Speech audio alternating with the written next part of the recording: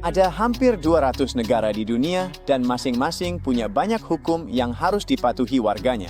Beberapa di antaranya terkadang bisa terasa cukup aneh. Misalnya, di beberapa tempat di Yunani dilarang memakai sepatu hak tinggi. Sementara itu, di Samoa, melupakan hari ulang tahun istri adalah tindakan ilegal. Tapi bagaimana jika saya katakan ada tempat di bumi yang sama sekali tidak punya hukum dan itu bukan negara, melainkan seluruh benua?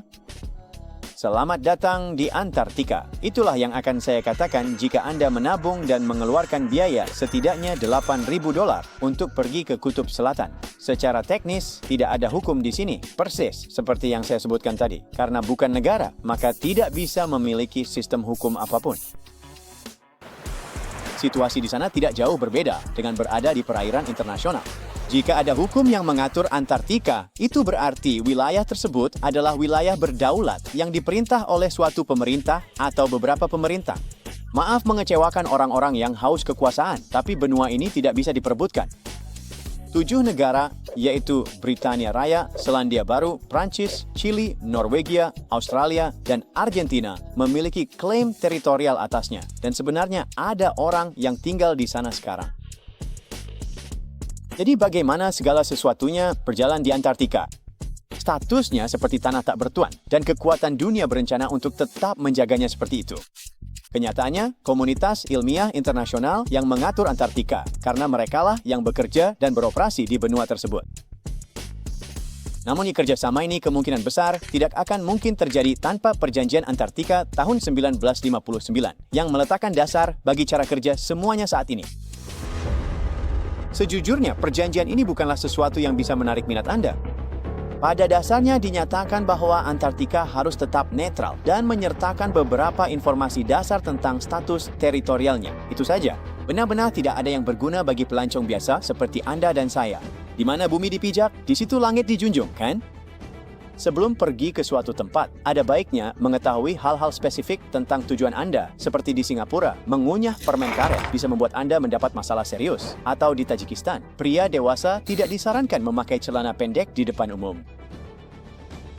Jadi bayangkan Anda sudah punya uangnya, membeli jaket tertebal yang bisa Anda temukan, dan akhirnya berkelana ke negeri ini.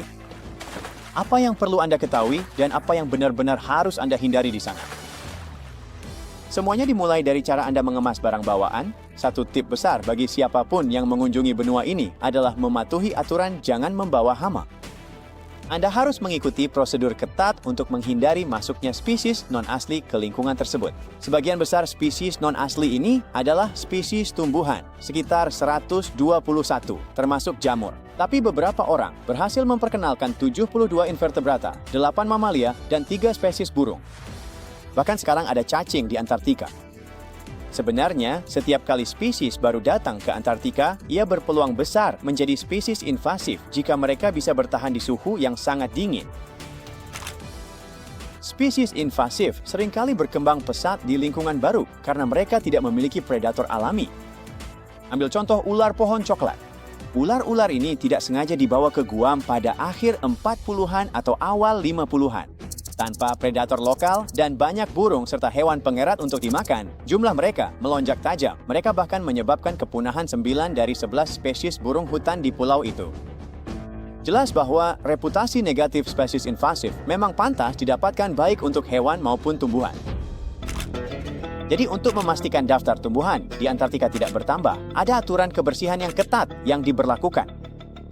Semua yang Anda bawa harus dicuci, didekontaminasi, dan diperiksa setiap hari. Misalnya, semua sel velcro yang Anda punya itu tempat persembunyian utama bagi tanaman. Dan mereka bahkan akan memvakumnya sebentar, hanya untuk memastikan Anda tidak menyelundupkan benih apapun. Begitu Anda di sana, bersiaplah untuk menjadi sedikit kotor. Anda tidak bisa benar-benar mandi di Antartika. Tidak masalah jika Anda berkunjung selama 1 hari atau 50 hari, Anda tetap tidak bisa melakukannya. Tidak air mengalir, jadi ucapkan halo pada tisu basah dan selamat tinggal pada toilet siram juga. Singkatnya, urusan nomor 2 bukanlah pengalaman yang menyenangkan. Bayangkan, Anda menurunkan celana sambil mengenakan beberapa jaket tebal dan duduk di atas ember. Tidak ada singgasana keramik untuk Anda di sini. Nikmati pispot Anda dan bernostalgialah ke masa-masa saat Anda masih balita. Di dalam ember itu ada kantong plastik yang terselip di dalam kantong lainnya. Setelah kantong dalam terisi limbah padat dan tisu toilet, Anda menutupnya rapat dengan beberapa pengikat kabel, lalu membungkusnya dengan kantong luar dan mengikatnya dengan cara yang sama. Setelah itu, ember ditutup dengan penutup plastik dan dikirim ke Selandia Baru untuk pembuangan yang semestinya. Kenapa Selandia Baru? Saya tidak tahu. Saya tahu Anda penasaran karena saya baru membahas tentang nomor 2. Aturan nomor 1, kumpulkan limbah Anda dalam tong 20 liter. Berbeda dengan kotoran Anda yang lebih serius, tong ini tidak akan dikirim ke Selandia Baru karena bisa diolah langsung di pangkalan. Setelah selesai, pastikan untuk mencuci tangan Anda. Nah, kena kau. Anda tidak bisa melakukannya, dasar Tuan Putri. Gunakan saja pembersih tangan untuk membersihkan tangan Anda. Nah, jika Anda ingin minum, tolong jangan makan saljunya. Pertama-tama, salju di sana sangat dilindungi. Kedua, itu hanya akan memperburuk rasa haus Anda.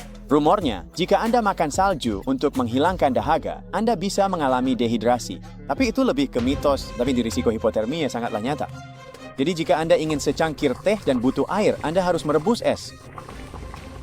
Tenang saja, itu tidak kedaluarsa meski usianya sudah jutaan tahun. Merebusnya akan berhasil.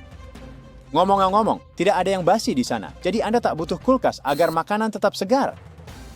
Para peneliti di sana menyimpan makanan di luar karena di camp mereka tidak ada serangga. Bicara soal satwa liar Antartika, mungkin sulit bagi turis untuk melihat makhluk apapun di alam liar. Namun jika Anda melihatnya, tolong tahan keinginan untuk memberi mereka makan.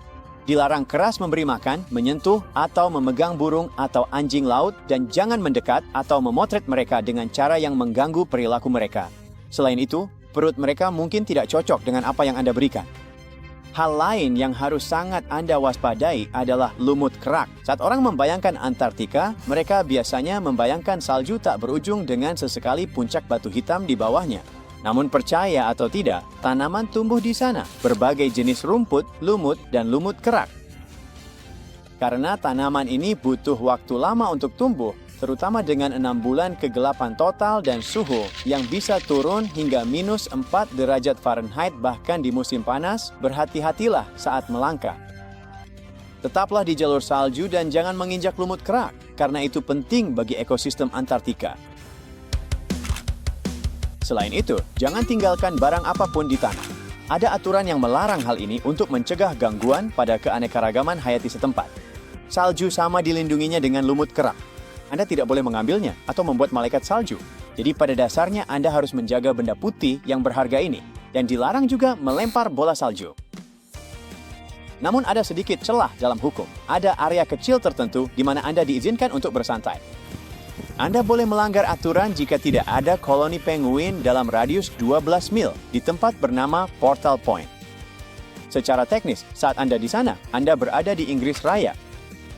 Portal Point adalah titik sempit di bagian timur Laut Semenanjung Reclus di pantai barat Graham Land. Terkait keseimbangan Antartika yang rapuh, biarkan juga batu-batu itu tetap di tempatnya. Ingat efek kupu-kupu.